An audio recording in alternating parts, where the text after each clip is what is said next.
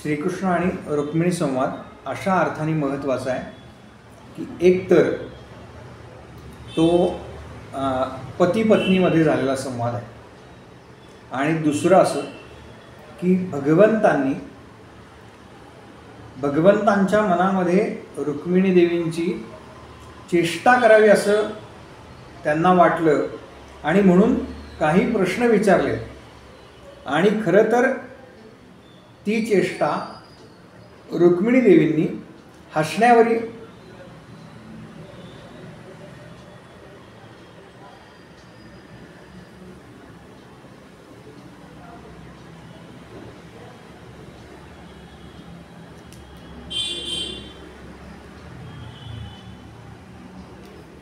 ती चेष्टा वास्तविक रुक्मिणी देवींनी हसण्यावारी न्यावी असं भगवंतांना वाटतंय, पण घडला प्रकार एकदम उलटा आहे. आता हे काही लगेच झालेलं नाही आहे, म्हणजे विवाह झाला आहे, सगळे असे विवाह झालेत आणि लगेच भगवंतांनी हे प्रश्न विचारले अशातला काही भाग नाही. मध्ये बराचसा कालावधी गेलेला आहे, कारण भगवंतांच्या पुत्रांचा मी सांगितलं जसं की भगवंतांच्या वंशवेल जी आहे त्याचा विस्तार पण सगळा दिलेला आहे मध्ये काही भागांमध्ये. एक दिवस भगवंतांच्या डोक्यामध्ये आलं, मनामध्ये आलं की आपण रुक्मिणीची चेष्टा करावी आणि म्हणून रुक्मिणी देवी आपल्या राजप्रासादामध्ये महालामध्ये बसलेले आहेत आणि त्यावेळेला भगवंत तिच्या महालामध्ये गेले आणि महालामध्ये गेल्यानंतर भगवंतांनी तिला काही प्रश्न विचारले. कशा अर्थाने विचारले आहेत तर आपण एखादी गोष्ट समोरच्याला खिजवायला जसे विचारतो, कमी लेखायला विचारतो किंवा काय म्हणतात त्याला, थट्टा ह्या स्वरूपामध्ये विचारतो, पण ती थट्टा कधी कधी आपल्यावरतीच उलटते. आपण एखाद्याची फिरकी घेण्याचा प्रयत्न करतो आणि ती गोष्ट आपल्यावरतीच उलटते. तसा हा सगळा प्रकार झालेला आहे. मुळामध्ये आपल्याला माहिती आहे की भगवंत हे श्यामल वर्णाचे आहेत, दिसायला काही म्हणजे ज्याला आपण म्हणतो आत्ताच्या भाषेत की एकदम गोरे आहेत असं काही नाही आहे. नवनीरद सम असं भगवंतांचं वर्णन आहे. नुकताच जो ढग आहे तसे, म्हणजे ज्या ढगामध्ये पाणी आहे म्हणजे मेघश्याम म्हणतात तशा प्रकारचे दिसायला आहेत. सामान्य एखादा माणूस दिसतो तसा, असं भगवंतांना वाटतंय बरं का. आणि म्हणून भगवंत रुक्मिणीजवळ गेले आणि मातेला म्हणाले, राजकन्या आहे ना ती, हे राजकन्या, हे राजकुमारी, वास्तविक खरं ना तुला सांगायचं तर तुझ्यापेक्षा मी दिसायला म्हणजे तुझ्या इतका काही सुंदर नाही. म्हणजे त्या अर्थाने मी कमी आहे कुठेतरी, कारण तुला ज्या ज्या राजांनी मागणी घातली आहे किंवा जे जे राजे तुला वरण्यासाठी म्हणून आले होते ते माझ्यापेक्षा कैक पटीने सुंदर होते. आणि एका अर्थानं म्हणाले मी तुझ्या घरच्यांना सुद्धा पसंत नव्हतो, म्हणजे तुझा भाऊ, तुझे वडील यांनी तर तुझं लग्न शिशुपालाशी ठरवलं सुद्धा होतं. तेव्हा मला असं वाटतंय की तू जरा चूक केलीस, तू मला वरायला नको होतीस, या बाबतीत जरा तुझी चूकच झाली.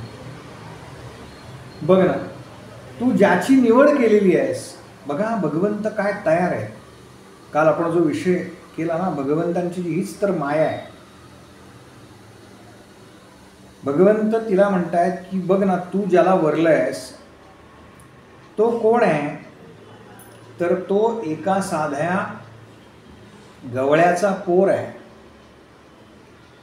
मी कधीही माझ्याकडे राजसिंहासन मिळण्याच्या योग्यतेचा मी नाही. कारण व्यवहारात जरी आपण विचार केला तर पितृसत्ताकी या न्यायानं वडील बंधू जो आहे त्याच्याकडे तो राजा होतो. धाकटा बंधू काही राजा होत नाही.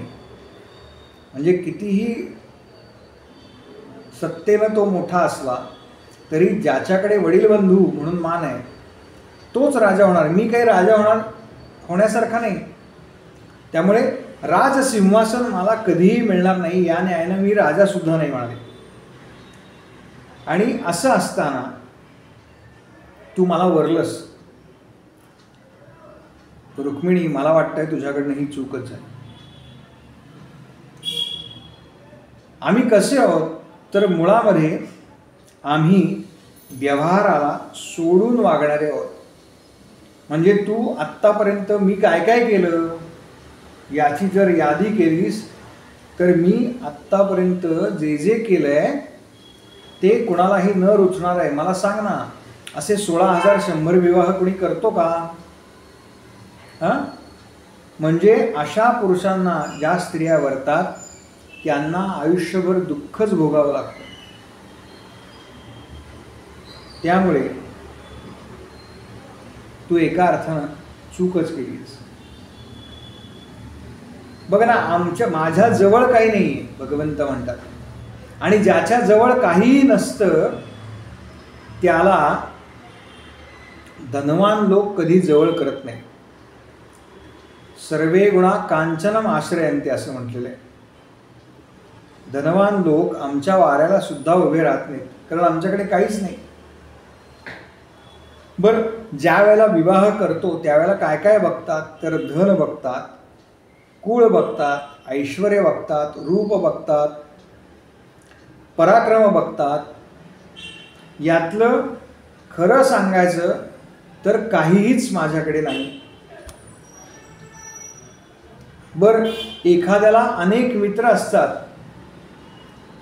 म्हणजे त्याचा लोकसंग्रह सुद्धा जास्त आहे. भगवंत म्हणतात मला असं कोणीच नाही. या न्यायानं मी जरा कमीच आहे.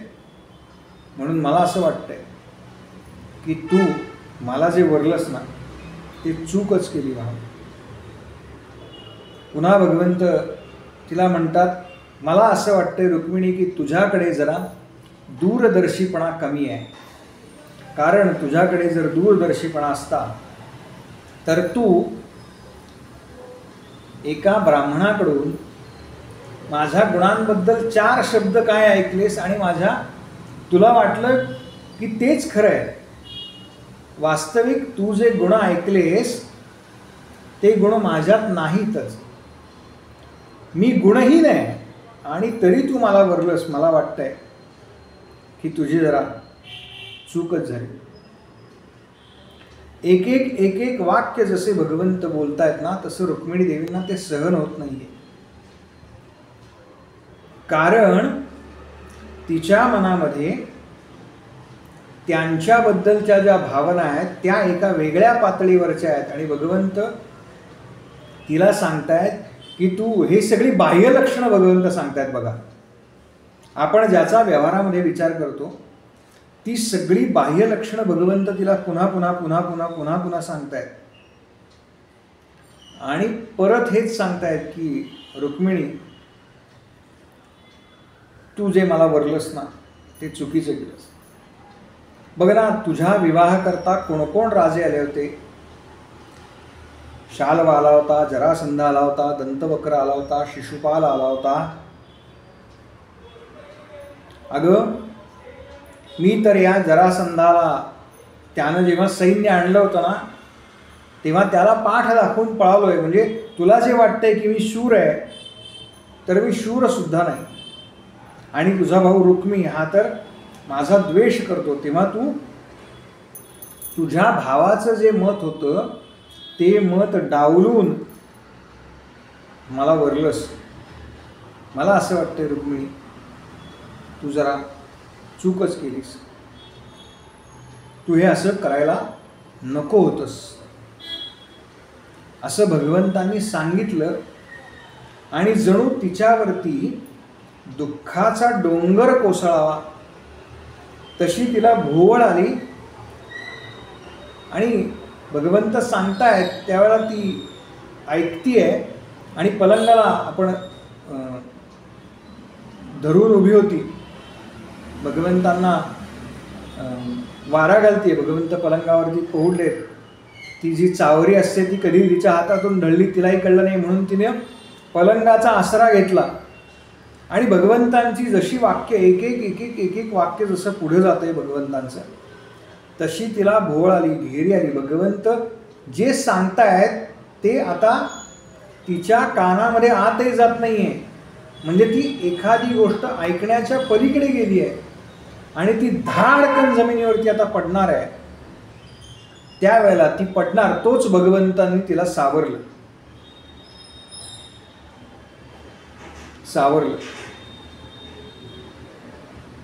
आणि तिला पुन्हा त्या पलंगावरती बसवलं.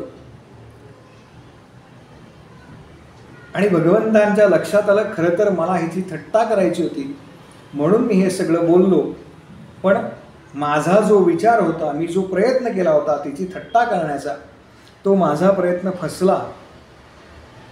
आणि म्हणून भगवंत आता आपण असं झालं की सारवासारव करतो. आपली एखादी चूक आपल्या लक्षात आल्यानंतर आपण सारवासारव करतो. तशा पद्धतीनं भगवंत रुक्मिणी देवींची समजूत काढतायत. ते म्हणाले, अगं मी अशी तुझी थट्टा करायला नको होती. मला माहिती आहे की तुझं माझ्यावरती अतोनात प्रेम आहे, पण मी त्याची परीक्षा पाहण्याकरता हे सगळं केलं. पण खरं सांगू का रुक्मिणी, मला आता असं वाटतंय, तिची प्रतिक्रिया भगवंतांनी पाहिलेली आहे. भगवंत जे सांगतायत, जे बोलतायत ते तिला सहन झालेलं नाही आणि त्याच्यामुळे ती अक्षरशः भोवळ येऊन पडली. त्यामुळे भगवंत म्हणाले की मी हे तुझ्याशी सगळं चेष्टेने बोललो. रुक्मिणी, तू हे विसरून जा. खरं सांगायचं तर हे बोलल्यानंतर तुझा चेहरा कसा होतो ते मला पाहायचं होतं आणि त्याच्याकरता मी हे असं बोललो. खरं सांगायचं तर तू हे सगळं विसरून जा. अशी भगवंतांनी खरं तर सारवासारव केली. पण रुक्मिणी मातेनं आता भगवंतांना उत्तरं द्यायला सुरुवात केली. ज्या ज्या गोष्टी म्हणून तिला भगवंतांनी ऐकवलेल्या आहेत, की ज्या प्रश्नांचा मारा ती सहन करू शकलेली नाही, आणि तरीसुद्धा तिनं भगवंतांना त्या सगळ्याबद्दल एका अर्थानं ऐकवायला सुरुवात केलेली. ती म्हणते, बरोबर आहे तुम्ही म्हणालात, तुमचं म्हणणं जे आहे ना ते अत्यंत बरोबर आहे. काय की तुम्ही आणि मी ही जोडी काही साजेशी नाही. तिचं हे उत्तर ऐकलं आणि भगवंतांना एकदम आश्चर्य वाटलं. आत्तापर्यंत भगवंतांनी काय केलंय बघा, भगवंतांनी त्या दोघांची तुलना केली आहे आणि या तुलनेमध्ये स्वतःला कायम कमी लेखलेलं आहे आणि मी तुझ्या योग्य नाही असं तिला बिंबवण्याचा प्रयत्न केला. आणि आता रुक्मिणी माता बोलायला लागल्यानंतर ती हेच म्हणते की तुम्ही म्हणताय ना ते अगदी बरोबर आहे. तुम्ही आणि मी यांच्यामध्ये तुलना होऊ शकत नाही, किंबहुना आपली जी जोडी आहे ती सुद्धा योग्य नाही. याचं कारण काय आहे? भगवंतांनी व्यवहारामधली सगळी उदाहरणं तिला जी सांगितली आहेत त्या सगळ्याचा योग्य अर्थ तिने काढला आहे आणि भगवंतांना जी उत्तरं दिली आहेत ती सगळी परमार्थ मार्गातली आहे. ती म्हणते तुम्ही म्हणता ते अगदी बरोबर आहे. तुम्ही आणि मी ही जी जोडी आहे ना किंबहुना मी तुमच्या योग्यतेची नाहीच का? कारण तुमच्या योग्यतेचं कोण आहे? तर तुमच्या अखंड नाम महिम्यामध्ये राहणारे इतर लोक कुठे, साधू कुठे, संत कुठे?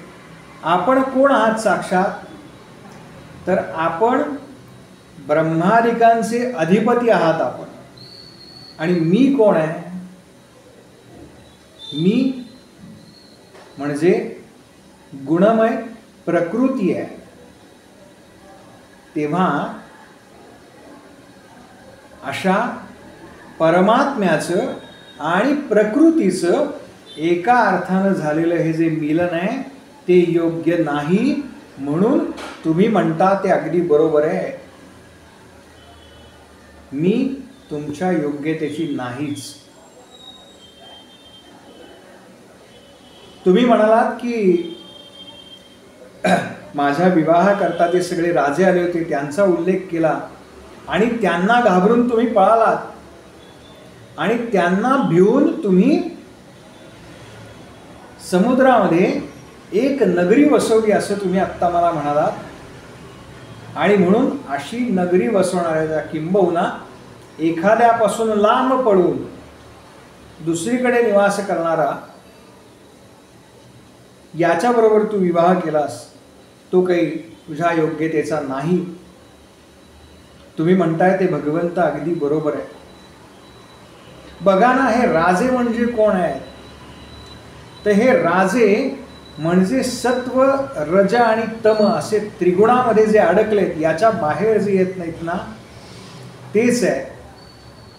आणि तुम्ही कोण आहात? तुम्ही सत्व, रज आणि तम या 3 गुणांच्या पलीकडचे आहात. आणि म्हणून ते सत्व, रज, तम हे जे त्रिगुण आहेत त्यांचा स्पर्शच नव्हे तर त्यांचा संपर्क सुद्धा कधी तुम्हाला झालेला नाही.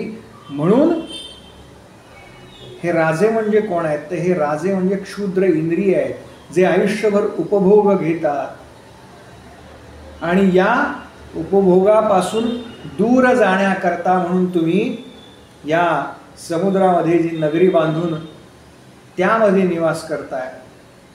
याचं कारण तुम्ही या त्रिगुणापासून दूर आहात. म्हणून तुम्ही जे म्हणालात ना भगवंत, ते एका अर्थाने योग्य आहे. मी तुम्हाला साजेसी नाही. राजपद म्हणजे काय आहे? राजा म्हणजे काय? मुळात तुमचे जे भक्त आहेत या भक्तांनी सुद्धा राजपदाचा त्याग केलाय. कारण अज्ञान अंधकाराने युक्त आहे ते. कारण मी राजा आहे हा जो अहंकार त्याला होतो आणि त्याच्यामुळे त्याची या मार्गातली जी प्रगती खुणते, या अर्थानं तुम्ही जे म्हणताय की मी तुम्हाला साजेशी नाही, ते अत्यंत बरोबर आहे. आपण स्वतःला असं समजता भगवंत की माझ्याकडे काही नाही, निष्किंचन म्हणवता आपण स्वतःला. आणि म्हणून धनवान लोक जे आहेत ते तुमच्याकडे येत नाहीत. ज्याच्याकडे काही नाही त्याच्याकडे धनवान लोक पाहत सुद्धा नाहीत. तेही अगदी बरोबर आहे. याचं कारण तुमच्याकडे काही नाही, पण तुमच्याशिवाय दुसरी कोणतीच वस्तू ह्या विश्वामध्ये अस्तित्वातच नाही. आणि म्हणून तुमच्याकडे नाही हे जे तुम्ही म्हणताय ते एका अर्थाने बरोबरच आहे. ब्रह्मदेव ज्यांची पूजा करतात, साक्षात शिवजी ज्यांची पूजा करतात, असे आपण सर्व लोकांना आपण पूजक आहात. आणि त्यामुळे धनाढ्य लोक जे आहेत ते तुम्हाला भजत नाही. याचं कारण हे आहे की जेव्हा एखाद्या व्यक्तीकडे धन येतं तेव्हा तो त्या धनाच्या मदानं अंधळा होतो आणि कितीही धन जरी आपल्याकडे जमा झालं तरीही त्याला जे अंतिम स्थान आहे त्या अंतिम स्थानाचा विसर पडतो. अंतिम गंतव्य म्हणजे आपण साक्षात आपण कोण आहात, तर आपण मृत्यूरूप आहात हे ते जाणत नाही. आणि म्हणून तुम्ही ज्या अर्थी म्हणताय त्या अर्थी हे खरं आहे, मी तुम्हाला योग्य नाही हेच खरं.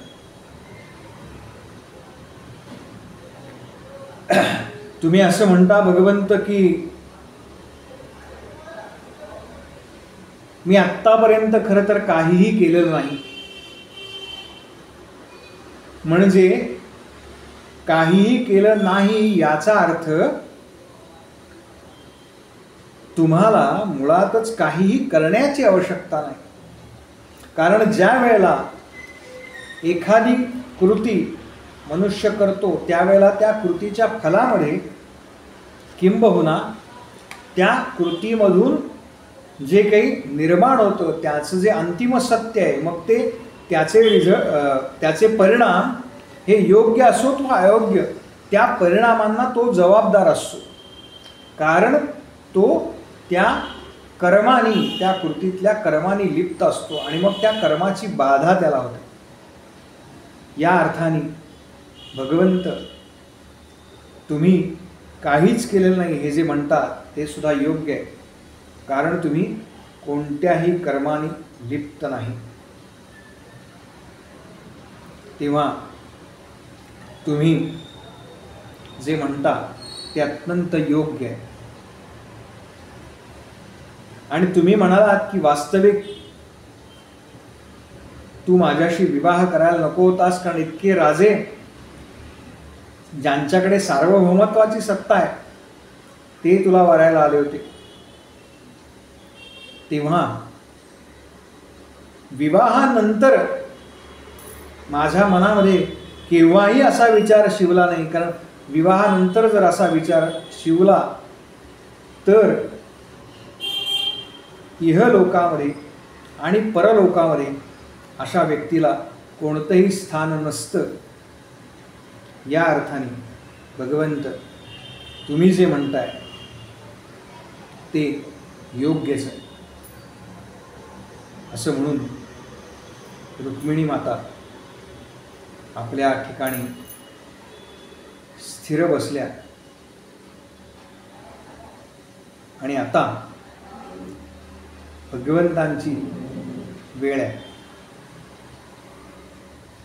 भगवंतांनी जे तिला आत्तापर्यंत ऐकवलं होतं त्या सगळ्या व्यवहारातल्या गोष्टी होत्या आणि तिनं जी उत्तरं दिली होती ती सगळी परमार्थातली होती.